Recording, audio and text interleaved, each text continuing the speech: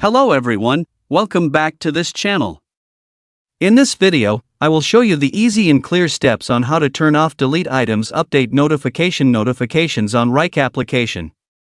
So how to turn off delete items notifications on Wrike application? Make sure you keep watching this video until the end. Let's get started right away. Firstly, open the Wrike app on your Android device. This is the initial screen of the Wrike app. Next, tap the three-line icon at the bottom right.